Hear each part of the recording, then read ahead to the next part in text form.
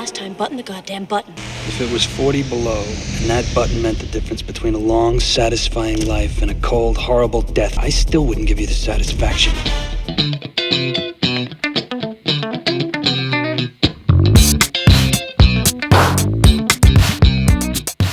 In the early 1990s, tucked between big studio blockbusters and glossy romantic comedies, a scrappy little skating movie quietly carved out its own lane. The Cutting Edge, directed by Paul Michael Glaser, premiered in 1992 and blended Olympic ambition with sharp-tongued romance in a way that felt both classic and fresh.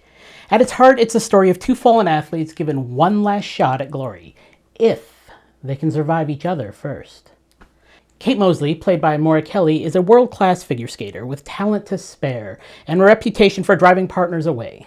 Kelly would later voice Nala in Disney's The Lion King and appear in the long-running drama One Tree Hill.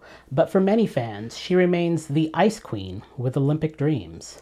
Opposite her is Doug Dorsey, or Douglas, as the Russian skating coach calls him, portrayed by D.B. Sweeney, a former hockey star whose career ends after a devastating injury costs him his peripheral vision.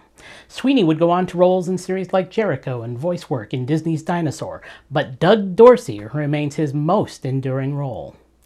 When Kate's coach recruits Doug to try pairs skating, despite his complete lack of figure skating experience, sparks fly immediately. She's disciplined and demanding, he's cocky and raw. Their partnership begins as a last resort and becomes something far more complicated. From brutal training sessions to the invention of the risky, illegal Pamchenko Twist, The Cutting Edge builds towards the Winter Olympics with equal parts emotional tension and athletic spectacle. Doug brings raw athletic power from hockey. Kate brings precision, artistry, and sky-high standards. They clash immediately. She thinks he's a dumb jock, he thinks she's a spoiled brat, which leads to some tense training sequences. Tempers flare as Doug struggles with technique and Kate struggles with trust. And then comes the lift. The moment that defines the movie, the Pamchenko, an illegal, dangerous, no safety net throw that becomes their secret weapon. And as their skating improves, so does their emotional connection. The tension between ambition and vulnerability builds towards the Winter Olympics, where the pair must decide whether winning gold matters more than admitting how they feel. And of course, there's that simple, two-word line, one of the most quoted moments in rom-com sports history. It's toe pick. Toe pick? Let me guess, it has something to do with personal hygiene. So here we are, over 3 decades later. Why does this modest 1992 skating film still have a cultural pulse today?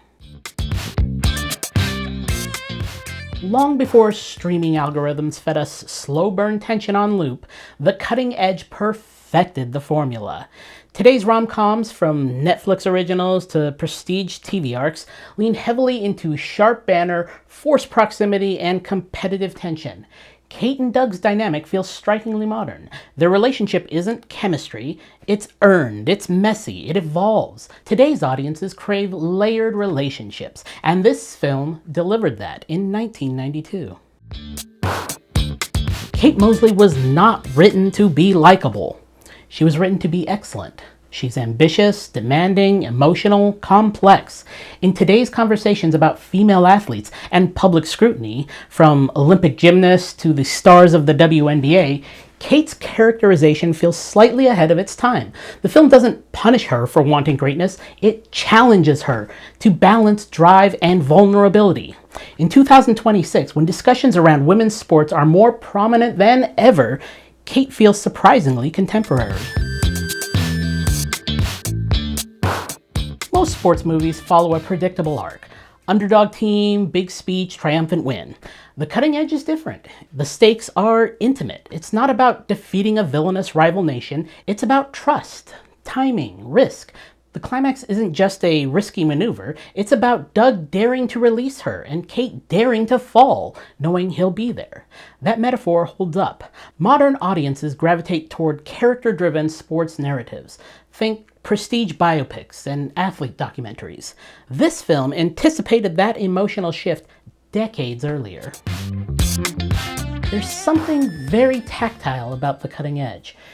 Pre-CGI spectacle, real ice, real falls, real choreography. Modern sports films often rely on digital augmentation, but here, the physicality matters. You feel every lift, every crash, every strained muscle. In the age of hyper-polished streaming content, there's comfort in a film that looks and feels handmade. Nostalgia plays a role, yes, but authenticity is what keeps it rewatchable. In 2026, nostalgia isn't just a trend, it's a coping mechanism.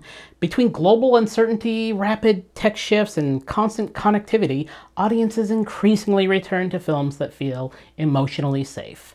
The Cutting Edge fits perfectly into the comfort rewatch category. You know the arc, you know the ending, you still lean forward during that final skate. It's structured like a classic fairy tale, but with Olympic-grade tension. Few fictional sports moves become cultural shorthand, but the Pamchenko did. Fans still reference it in skating discussion. It's become symbolic of daring partnership, a risky maneuver that only works with complete trust. These days, when collaboration and teamwork are buzzwords across numerous industries, the Pamchenko metaphor still lands. You have to let go before you can win. The Cutting Edge wasn't a massive blockbuster upon release, but it found its audience through cable reruns, VHS rentals, and later streaming rediscovery. It became a cult classic, quoted, gifted, revisited every Winter Olympics. Its staying power proves something crucial. Relevance isn't always about scale, it's about connection. In 2026, The Cutting Edge still works because it captures something timeless. The fear of starting over, the tension between pride and partnership, the courage it takes to trust someone completely. Kate and Doug don't just learn to skate together, they learn to fall and catch each other. And in a world that feels increasingly fast and fragmented, there's something comforting about watching two people find rhythm on ice. So whether you're revisiting it for the 15th time or discovering it for the first, one thing's certain.